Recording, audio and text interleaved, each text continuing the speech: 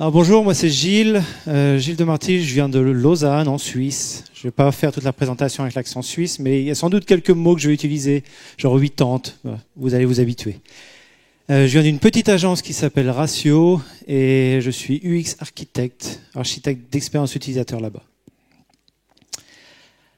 Alors, quand 2 heures deviennent 2 minutes, qu'est-ce que c'est que ce titre encore une fois? C'est un peu tiré par les cheveux, j'ai mis beaucoup de temps à l'écrire, c'était principalement pour pouvoir obtenir la possibilité de venir ici. Ça a marché. Mais après, il a fallu que je crée une présentation pour raconter ça. Et ça s'explique par un outil que j'ai créé, on y reviendra un peu plus tard, qui m'a fait changer une activité qui prenait 2 heures et qui ensuite est passée en 2 minutes. Alors, Steve Jobs a dit, j'ai toujours dans mes présentations une citation de Steve Jobs. Il a dit, il est clair que la ressource la plus précieuse est le temps. Bon, on ne parlait pas encore des données personnelles, de l'attention ou des ressources naturelles, mais quand même, il a raison. La ressource la plus précieuse est le temps. On essaye toujours, à travers nos innovations, d'aller plus vite, de faire mieux. Et je me suis posé la question, mais pourquoi est-ce qu'on veut aller plus vite ? Alors on va en parler du temps de faire les choses, et puis ça va être notre premier chapitre. Et puis comme mon métier c'est designer, on va parler du design. On va essayer de modéliser ce que fait un designer, facile. Et puis ensuite on va faire converger les deux idées ensemble pour la troisième et dernier chapitre. Mais avant je me pose une question, pourquoi est-ce qu'on veut aller plus vite? Est-ce que c'est pour faire plus?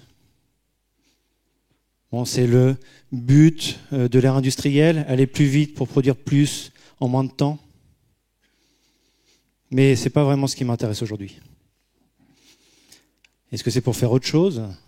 Si je vais plus vite, alors j'ai plus de temps pour aller sur ces plages en Irlande ou pour venir parler devant vous aujourd'hui? Évidemment, ce n'est pas ça qui m'intéresse aujourd'hui. Non, aujourd'hui, j'ai envie d'aller plus vite pour faire mieux. Et c'est tout ce que je vais essayer d'expliquer dans cette présentation. Commençons par parler du temps. Et pour ça, j'ai 3 exemples pour essayer de vous démontrer qu'on peut aller plus vite pour faire mieux. À commencer par ce projet, Lunaphore. C'est une start-up lausannoise. J'ai travaillé pour eux. On a aidé à faire leur interface. C'est une machine qui fait de la révélation de tissus. Donc dans les hôpitaux, quand on veut analyser un tissu, par exemple un tissu cancéreux, il faut révéler les différentes cellules. Donc il y a un traitement qu'on appelle de staining, révélation, coloration en français.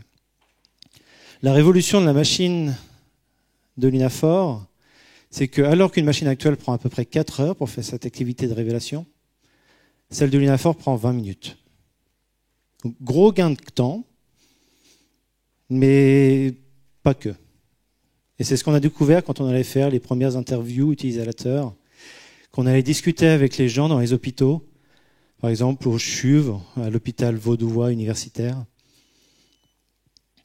On a discuté avec des docteurs, avec des laborantins, ils nous ont tous un peu expliqué la même chose. Ils nous disent comment est-ce que ça se passe actuellement. On commence par faire une biopsie, donc on va prendre un petit bout de tissu sur lequel on a une suspicion de cancer, et puis on le retire. Puis ensuite, il faut faire la révélation. Ça prend du temps. Donc, le patient est renvoyé dans sa chambre, se réveille pendant quelques jours, tandis que l'activité de révélation se fait. Puis c'est extrêmement efficace. On est en Suisse. Donc, chaque matin, il y a 40 lamelles de biopsie qui sont analysées. Et puis l'après-midi, 40 lamelles à nouveau. Et puis on avance. Le docteur va recevoir la lamelle qui a été colorée, et puis il va pouvoir faire son diagnostic. Et enfin, dans le cas, hélas, où il y a peut-être une suspicion avérée de cancer, on renverra le patient pour une deuxième opération. Et du coup, avec Lunaphore, on va plus vite, mais on change les choses. On est capable, puisque l'activité ne prend plus que 20 minutes, de faire cette analyse pendant la première chirurgie. Le docteur est capable, l'oncologue est capable de faire l'analyse pendant la première phase, Et ça change tout. Ça change tout puisque des fois, la deuxième opération, pour des raisons difficiles à discuter, ne peut pas avoir lieu. En fait, Lunaphore permet d'aller plus vite, en effet, mais au final, ils ne produisent pas plus que les machines classiques. Et par contre, ils permettent de mieux soigner et ils permettent de sauver des vies. Ok, c'était le premier exemple. Deuxième exemple, un petit peu plus joyeux, on va parler de la poste. Et on ne va pas parler de la poste d'aujourd'hui, on va faire un bond 2000 ans en arrière. On va aller parler du cursus publicus. Qui connaît le cursus publicus? Ok, il y en a 3, 4, youpi. C'est que les personnes à qui j'ai montré la présentation. C'est cool. Le cursus publicus, c'est la poste romaine. Et c'est la poste qui a été développée par l'Empire romain à peu près à l'an 2 de notre ère. Alors il y a eu d'autres postes avant, il y avait d'autres convoyages de messages à travers des messagers, des personnes qui couraient ou qui étaient à cheval. Mais le cursus publicus a vraiment eu une évolution assez caractéristique. Il arrive tard, mais il va plus vite que celui qui arrive 1500 ans après. 75 km par jour, en 2 après Jésus-Christ, il passait à travers les vias romaines. Vous savez, on en a quelques-unes dans Lyon. Il passait à travers les vias romaines, il y avait des baraques un petit peu toutes les 25 km pour changer les chevaux. Et puis, ils étaient capables d'aller très vite, très loin. Ça a survécu pendant 6 siècles après la destitution de l'Empire romain. Et puis, comme on le disait, on va plus vite, c'est un point, mais on change les choses. Non seulement les messages allaient plus vite, mais ça a permis, selon les historiens, d'aller et d'étendre énormément le territoire de l'Empire romain. Ce qui était très surprenant, selon les historiens. Encore une fois, on va plus vite pour mieux influencer ou pour mieux conquérir. Ok, 2 exemples. Avant qu'on passe au 3e, on va faire un petit détour théorique. On va parler de ce monsieur, le Marshall McLuhan. Qui connaît le Marshall McLuhan? Youpi! Il y a une vingtaine de personnes dans la pièce. Le Marshall, il a parlé de plein de choses. Il était un petit peu un prédicateur dans son temps, sociologue au milieu du 19e siècle. Il a prédit Internet avant que ça arrive. Il a parlé du Global Village avant qu'on en parle réellement. Et il a une phrase pour laquelle il est vraiment connu, le médium et le message. C'est un peu compliqué à comprendre, ça a été assez détourné. On dit des fois le médium n'est pas le message, c'est ridicule comme terme. Des fois c'est le message qui est le médium. Mais beaucoup de gens l'interprètent mal cette phrase, donc je vais essayer de vous la clarifier. D'abord, le médium, c'est pas le médium comme on l'imagine habituellement. C'est pas les journaux ou la télé ou la radio. Non, pour lui, le médium, c'est une extension de soi. Comme le marteau est une extension de ma main, comme la roue est une extension de mes pieds, ou comme la parole est une extension de mes pensées. Donc ça, c'est la première partie de la phrase. La deuxième partie de la phrase, c'est le message. Et pour lui, le message, ce n'est pas le contenu qui est véhiculé par le médium. Donc, ce qu'il essaie juste de dire à travers cette phrase, c'est que le message, c'est les modifications qui sont créées dans notre monde par un nouveau médium qui est intégré dans notre culture. Comme dans cet exemple-là, la roue. La roue, ça a permis de créer des véhicules, en effet. Ça a permis d'accélérer les déplacements. Mais aussi, ça a permis de développer le commerce de manière exponentielle. Et de manière plus subtile, ça a permis de créer des villages qui étaient plus grands et dans lesquels on se déplaçait plus à pied, mais avec des véhicules. Plein de petites choses très subtiles qui changent à cause de ce nouveau médium. Alors pour essayer de concrétiser tout ça, on va parler du 3e exemple, le télégraphe. Le télégraphe, c'est connexion point à point avec des messages qui sont transmis par le courant. Vous connaissez Morse, c'était utilisé à travers le télégraphe. Ça allait très vite, le télégraphe. Ça allait beaucoup plus vite que le cursus publicus. Et puis je voudrais juste vous le démontrer rapidement. Bataille de Trafalgar, c'était avant l'invention du télégraphe, 1805. Grosse déculottée des Anglais par les Français et les Espagnols, c'était au niveau de la côte basque. La défaite a lieu, le message est ensuite publié dans les journaux, il y avait déjà des journaux au début du 19e siècle. Le message est publié dans les journaux plus de 16 jours après. Ça veut dire que remonter en bateau depuis la côte basque jusqu'à Londres, ça a pris 16 jours. Comparons ça avec l'éruption du Krakatoa, 1883, après le déploiement du télégraphe et l'utilisation intensive du télégraphe. Alors, Krakatoa, c'est en plein milieu des îles indonésiennes, si je ne me trompe pas. Éruption incroyable, une des plus grosses éruptions du 19e siècle. Le son aurait tourné autour de la Terre plus de 16 fois avant de se dissiper. Donc, ils en ont parlé dans les médias tout autour du monde, y compris à New York. Et l'annonce dans le New York Times, le journal de New York, a eu lieu seulement 24 heures après. Ça veut dire que le message qui est parti de Krakatoa et qui est remonté à New York a mis moins de 24 heures pour remonter. Alors c'est encore un peu abstrait. Si on compare ça, ça veut dire que autant le cursus publicus allait à 75 km par jour, autant le télégraphe allait, et ses conservateurs, à 16 175 km par jour, la distance entre le Krakatoa et New York. Pour certains qui se souviennent, on a parlé dans la conférence juste avant de France, New York, New Zealand avec 20 000 km, là on est à peu près sur la même distance. Mais comme je disais, on va plus vite, mais c'est peut-être pas ça qui est le plus intéressant. Il y a eu plein de choses qui ont été transformées dans la société par le télégraphe. Quelques exemples. D'abord, on a pu sécuriser le transport ferroviaire. Évidemment, les trains, quand ils partaient, il n'y avait qu'une seule voie, surtout la cartographie américaine, il n'y avait qu'une seule voie ferrée. Quand les trains partaient, s'ils étaient en retard ou s'ils ne partaient pas, il n'y avait pas de chance de pouvoir communiquer à la gare d'arrivée que le train n'était pas parti. Donc il y avait des accidents qui étaient créés et le télégraphe a permis de résoudre ça. Deuxième exemple, ça a permis de vivre les tragédies beaucoup plus précisément. La Première Guerre mondiale... Salut Polo. Il faut participer au coup de fil quand il passe. Avec le télégraphe et pendant la Première Guerre mondiale, c'est la première guerre où les gens aux États-Unis et au Canada ont commencé à entendre parler des combats avant même d'être engagés, grâce aux reporters de guerre et grâce au télégraphe. Et ils vivaient ça de manière directe. Au jour le jour, ils en apprenaient sur ce qui se passait. Et ça a été les premières démonstrations, les premiers objecteurs de conscience développés parce que les gens vivaient les combats en direct.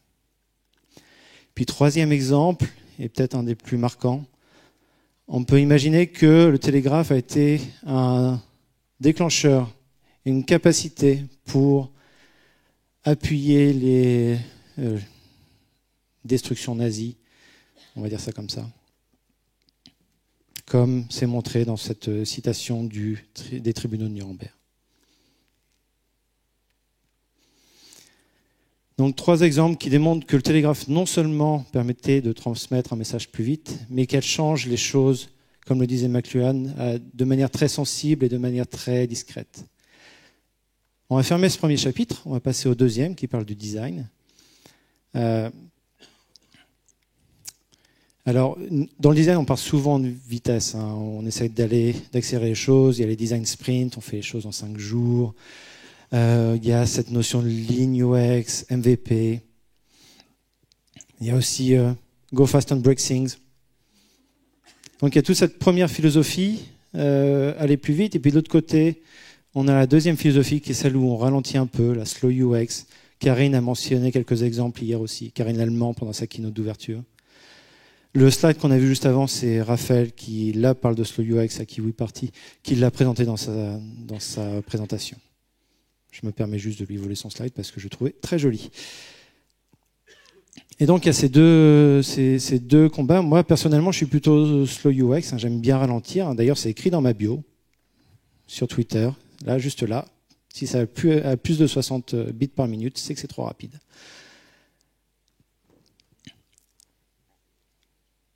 Et donc, je me pose quand même la question, même si on peut faire plus vite, est-ce qu'on peut mieux designer? Et je pense que le design sprint, ce n'est pas forcément la bonne réponse et qu'il y a d'autres réponses qui sont là. Alors, je vous ai parlé d'un produit. Oh, j'ai perdu mes écrans de retour, si jamais. Merci. Je vous ai parlé d'un produit, c'est Gimbalst. C'est un outil qui permet de faire de la simulation d'architecture d'information que j'ai créé dans l'agence dans laquelle je travaille. Donc, architecture d'information, on travaille sur des sitemaps. Souvent, les sitemaps qu'on a, ça ressemble à ça. Hein. Donc, ça, c'est des arbres de hiérarchie avec différentes pages. Et puis, quand je montre ça à mes clients, la plupart du temps, ils me regardent comme ça. Ça, c'est la première réaction, ou alors ils sont là comme ça. Donc, après quelques années à faire de l'architecture d'information, on allait un peu plus loin, et puis on s'est dit, on va faire des wireframes juste de la navigation. Et puis c'est ça qu'on présente aux clients. Et puis là, ça marche beaucoup mieux, mais quand je vous disais, en titre et en introduction, ça me prend 2 heures à produire. Et puis à chaque fois que j'ai une itération sur mon architecture d'information, ça me prend un petit peu plus de temps. C'est là que j'ai commencé à proposer un nouvel outil qui permet de faire ça beaucoup plus vite.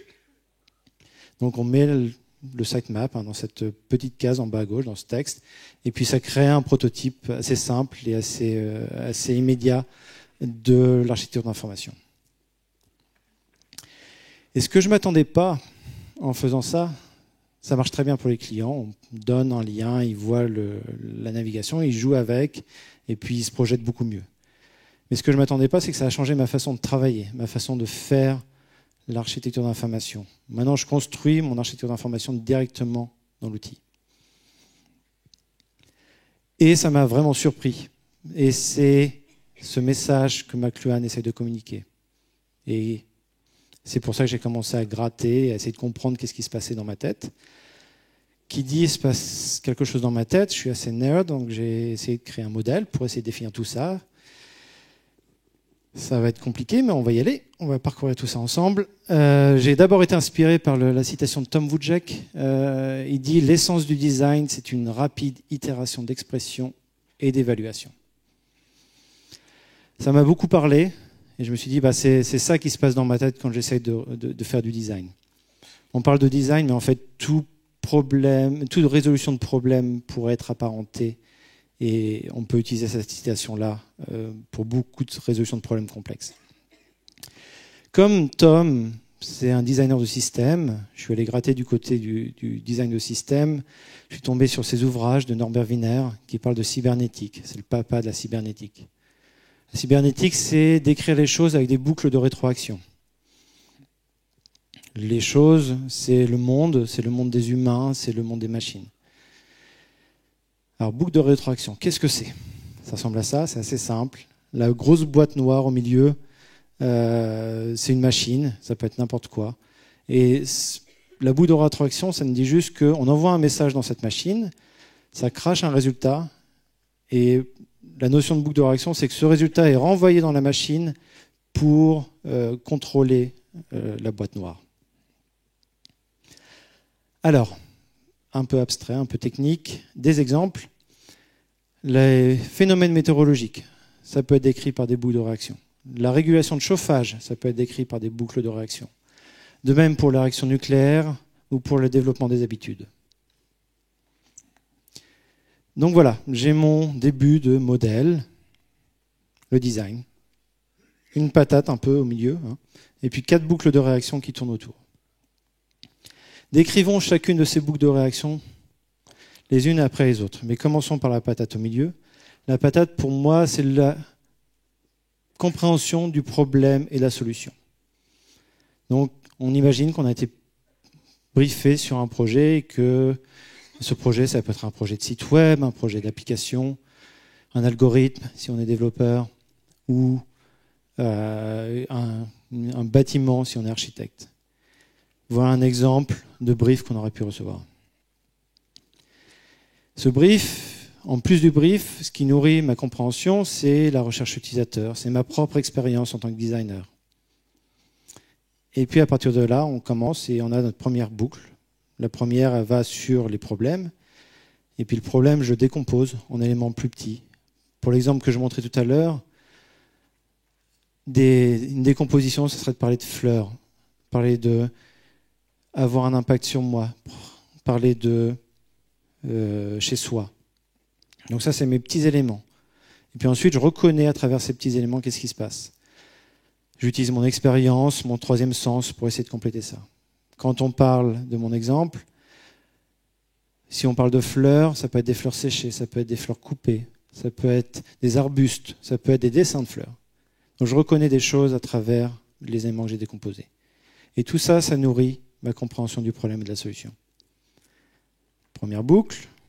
Parlons de la deuxième, c'est celle de l'évaluation des solutions. Là, je propose une solution et puis je l'évalue très rapidement. Je l'évalue vis-à-vis des solutions que j'ai déjà proposées. Je l'évalue en fonction du problème de la solution que j'ai en tête. Et tout ça, à nouveau, aide à améliorer ma compréhension. Tout ça se passe super vite. En quelques secondes, des dizaines de boucles sont faites et je décompose de plus en plus mon problème et je précise de plus en plus ma solution. Mais comme tout ce qui se passe dans ma tête, à un moment, ça ne rentre plus. Et la loi de Miller, même si elle est très décriée, elle s'applique dans ce cas-là. La loi de Miller, ça dit que notre capacité de mémoire immédiate, c'est 7 plus ou moins 2. Alors 7 chunks d'informations, plus ou moins 2. Et c'est très optimiste comme valeur. Les dernières évaluations sont plus à 4 ou 5. Et tout ça pour dire, ça rend tout problème complexe que j'essaie de résoudre ne rentre pas dans ma tête. Donc il nous faut quelque chose pour extérioriser ça.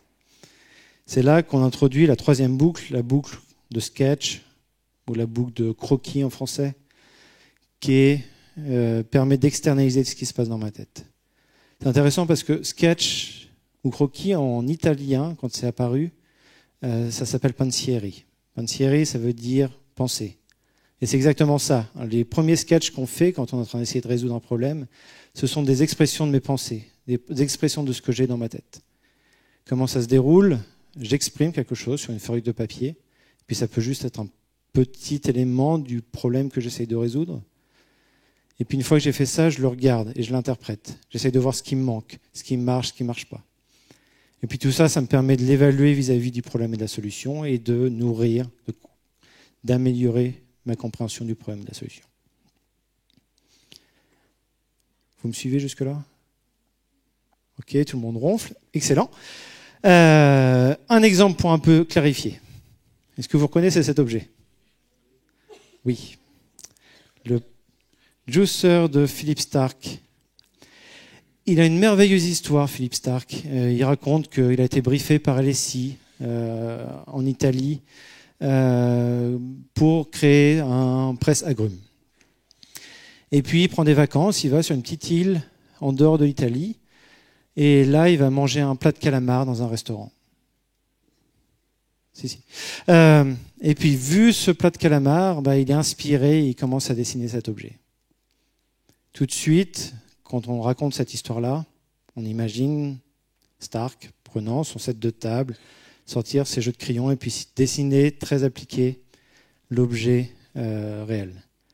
Bon, il se trouve que cette histoire, elle est réelle, c'est pas une légende urbaine, il est vraiment allé en Italie, il a vraiment mangé un plat de calamar, il a vraiment été inspiré, mais c'est pas ce qu'il a dessiné. Ce qu'il a dessiné, ça ressemble plus à ça. Et quand on décrypte ce dessin, on y voit plein de choses. On y voit l'exploration du problème et ses premiers sketchs qui illustrent les premières solutions.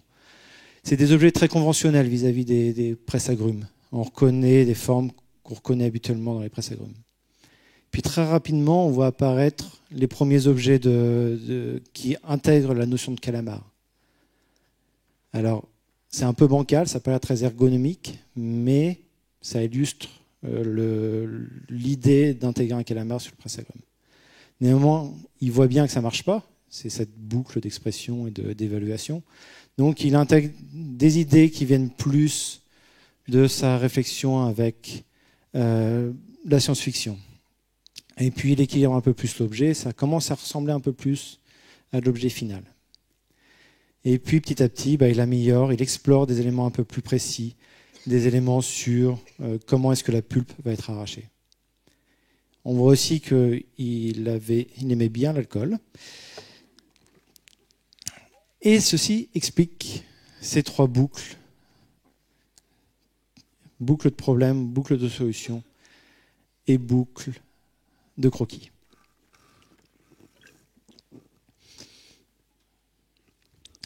Et moi je dis il y en a une 4e boucle.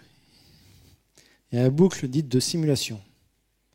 Cette 4e boucle, c'est celle où on n'est plus en train d'explorer le problème, mais on veut le confronter au réel. Et pour ça, il faut qu'on crée une simulation. Des exemples de simulation, c'est les modèles d'architectes. C'est ce scénario que j'ai créé dans lequel j'illustre certains écrans sans y mettre trop de détails. C'est le prototype Gimbal qui me permet de voir l'interaction dans l'outil final. Ou bien, on pourrait imaginer avoir un prototype complet d'un site internet. Comment est-ce que ça marche? On y retrouve un peu les mêmes choses que pour les sketchs. On commence par construire notre simulateur. Et puis, une simulation doit avoir lieu. Ça prend un peu de temps, mais elle a lieu. Et puis ensuite, je peux interpréter le résultat, l'évaluer, et ça nourrit ma compréhension du problème et de la solution, mais aussi ça nourrit mon paramétrage du simulateur. Vous allez me dire, ouais, c'est un peu proche quand même, croquis et simulation. Là, Gilles, t'es en train de nous embrouiller un peu. Je pense qu'en fait, il y a vraiment une séparation claire entre croquis et simulation. Et pour ça, il va falloir qu'on introduise un nouveau modèle. Est-ce qu'il vous dit quelque chose, ce modèle? Jesse James Garrett, il décrit comment fonctionne l'expérience utilisateur à travers 5 niveaux. Et donc, c'est des niveaux d'abstraction différentes. On commence par la stratégie, et puis ensuite, on parle du scope, du périmètre du projet. Puis ensuite, on parle de la structure, du squelette, c'est les maquettes fonctionnelles, et enfin de la surface, c'est la couche graphique. Puis toute expérience utilisateur, on peut la décomposer dans ces 5 couches. Donc quand je dis le croquis est abstrait alors que la simulation est concrète, ce que j'entends par là, c'est que quand on fait un croquis, on connaît la patate de ma compréhension de problème et de simulation et de solution. Quand je fais un croquis, je reste sur mon plan d'abstraction. Je ne vais pas explorer des choses dans des plans d'abstraction qui sont plus concrets. Tandis que si je crée une simulation, je vais le confronter au réel, donc je monte dans les couches d'abstraction. Quand je dis que le croquis est pensiero, le masculin de pensieri, que je mentionnais tout à l'heure, tandis que la simulation est interruption, c'est que je pense que quand on bascule, quand on crée une simulation, on doit arrêter notre activité d'exploration du problème de la solution. Je ne peux pas me concentrer sur ma création de simulateur si je suis en train de réfléchir à mon problème et à ma solution. Et si on dit qu'un croquis permet d'explorer, tandis qu'une simulation permet d'affiner, je pense que c'est assez explicite. Mais ce qui est intéressant de voir, c'est que plus on monte dans les couches du concret, et plus on est obligé de prendre des décisions sur des niveaux d'abstraction sur lesquels je ne suis pas en train de travailler. Et plus ça prend des décisions qui sont peut-être un peu tôt, plus ça prend du risque, et plus ça prend du temps. Ce qui nous amène au premier chapitre. Et on va essayer de mixer les 2 idées. Alors, si on revient à Jesse James Garrett et ses 5 niveaux d'abstraction, lui, il propose ça comme méthodologie pour implémenter une expérience utilisateur. C'est extrait de son livre, et puis on voit les 5 étapes qu'on voyait tout à l'heure, les unes à la suite des autres en fonction du temps. D'abord, on réfléchit à la stratégie. Et puis une fois qu'on a fini de réfléchir à la stratégie, on commence à travailler sur le scope. Et puis dès qu'on a fini de travailler sur le scope, on commence à réfléchir au squelette, etc., etc., etc. Et moi, je ne suis pas très fan de ça. Je trouve que c'est un petit peu waterfall. Je pense que vous êtes d'accord. Et puis c'est bien de challenger ça. Donc moi, ce que j'aimerais, c'est d'être capable d'arriver à passer rapidement à travers les différents niveaux d'abstraction. Alors que je suis en train de travailler sur ma stratégie, de voir tout de suite une concrétisation de cette stratégie au niveau de la surface, etc., etc., etc. Pour ça, pardon, pas pour ça, mais on n'est pas les seuls à tester ça, on voit ça déjà arriver au cinéma. Quand James Cameron filmait Avatar, il avait sur son plateau, alors qu'il était en train de filmer les scènes sans les effets spéciaux, il avait des pré-simulations de ces effets spéciaux. Il avait des rendus très rough des scènes telles qu'il est tourné, ce qui lui permettait de valider ou d'invalider chacune des scènes. Les ingénieurs mécaniciens, ils ont aussi des choses équivalentes. Lorsqu'ils sont en train de modéliser des nouveaux objets, comme ici une roue, ils sont capables de détecter certains impacts et de voir les déformations, de simuler les déformations directement dans leur outil, ce qui permet de savoir si la pièce va casser rapidement ou pas. Et puis dans Gimbalst, on voit rapidement le prototype apparaître alors que je suis en train de travailler à la couche du squelette. Donc je pense que ça c'est possible, de basculer d'un niveau à un autre, que ça soit en tant que designer d'expérience utilisateur ou dans d'autres métiers. Et pour ça, on doit faire 3 optimisations sur le simulateur, sur comment le simulateur fonctionne. Et pour ça, je vais prendre l'exemple de Gimbalst parce que c'est celui sur lequel j'ai travaillé et que j'ai utilisé le plus récemment, et c'est celui qui m'a surpris, mais on pourrait l'appliquer dans plein d'autres contextes.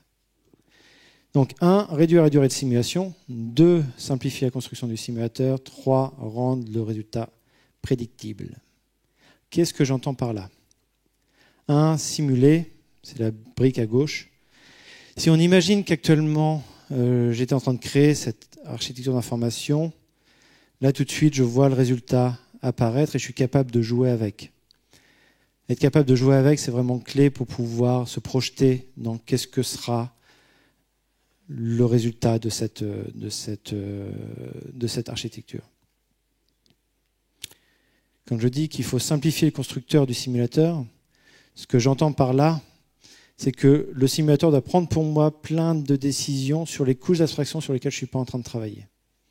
Donc si je suis en train d'explorer une architecture, une structure, le prototype doit décider pour moi des positionnements, des choses qui sont sur la surface ou sur la structure.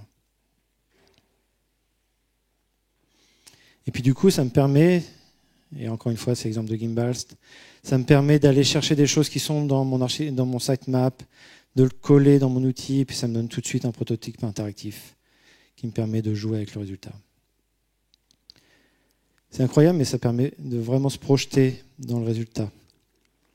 Et puis enfin, quand je dis que le résultat doit être prédictible, c'est que quel que soit le point de départ que j'ai, à un niveau donné, le résultat doit être traduit de la même manière. Comme ici, avec 4 sitemaps qui donnent un rendu, certes, pas très abouti, mais suffisamment clair pour pouvoir les comparer les uns les autres. C'est là que les design systems, et si vous étiez à la conférence de Hailey hier, vous avez dû en parler, le design system est vraiment utile. Parce que le design system amène des décisions au niveau de la surface et au niveau de la structure. Et quand je suis en train de travailler sur une nouvelle fonctionnalité, que je suis en train de positionner les différents éléments, je n'ai pas à réfléchir à ces niveaux-là et je peux tout de suite simuler quelque chose. En fait, si on a fait ces 3 points, alors le point que je mentionnais, la séparation entre simulation et croquis, disparaît. Lorsque j'explore mon problème et ma solution, je peux créer des simulateurs et avoir tout de suite le retour d'informations qui me permet de nourrir mon problème et ma solution. Et du coup, j'intègre ce processus de manière beaucoup plus intime avec mon exploration. Alors, on a parlé du temps, on a parlé du design, on a essayé de faire merger ça ensemble. Une dernière citation, nous façonnons les bâtiments, puis les bâtiments nous façonnent. C'est ce que j'ai vu avec Gimbalst. J'ai créé cet outil juste pour me permettre de convaincre des clients plus vite. Et puis finalement, il m'a changé ma façon de travailler. Et je vous encouragerai à réfléchir à quels sont les messages qui sont communiqués par chacun des outils que vous mettez en place. Essayez de voir lesquels changent quoi dans les résultats, dans vos discussions avec vos clients, dans votre conception. Et peut-être vous encourager à trouver des nouveaux outils, explorer des nouveaux outils pour créer des nouveaux messages. Merci.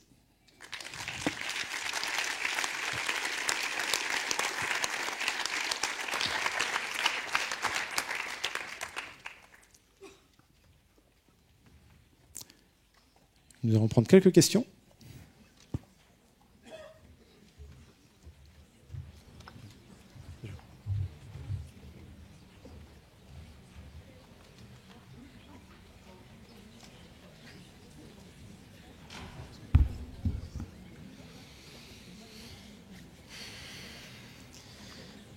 Bonjour, merci pour cet exposé pas évident dans le tempo imposé sur ce sujet-là. Moi, ce qui m'a peut-être un petit peu manqué, c'est en quoi dans le process ou les process présentés, il y a des inputs utilisateurs finaux. Comment on peut s'en servir, à quel moment, de quelle manière. Et en ce sens, je trouve que l'exemple du presse-citron est très intéressant parce qu'il s'avère, comme vous le savez, je pense que l'objet en question est très peu utilisable. Au final, bon, il y a des ajouts un peu disgracieux qui ont été faits dessus, mais qu'aujourd'hui, cet objet-là, il a été créé de cette manière-là, mais c'est plus un objet de déco qu'un vrai presse-citron. Donc, comment est-ce que qu'est-ce que vous préconisez sur voilà, l'utilisateur final, comment on l'implique et quand? Merci pour la question. Donc, 2 points, la remarque sur le presse agrumes de Stark et puis le point sur l'intégration des utilisateurs dans ce processus. C'est vrai que là, je me concentre principalement et uniquement sur l'étape de conception. Et ça n'intègre pas toutes les réflexions sur la recherche utilisateur qui, elle, a lieu à n'importe quel moment et qui nourrit dans ma tête la compréhension du problème de la solution. Donc tout ça, ça me permet d'alimenter ma compréhension. Pour le presse agrume de Stark, Stark lui-même a dit, hein, c'est pas un presse agrume, c'est un élément de discussion et un élément pour, oui, discuter. Donc au final, il a peut-être réussi quand on y pense. Est-ce que ça répond à vos questions? Oui, merci. Excellent.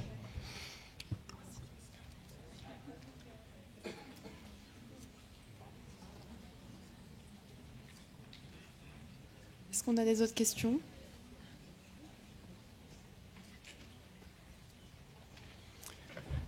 Eh bien, merci beaucoup.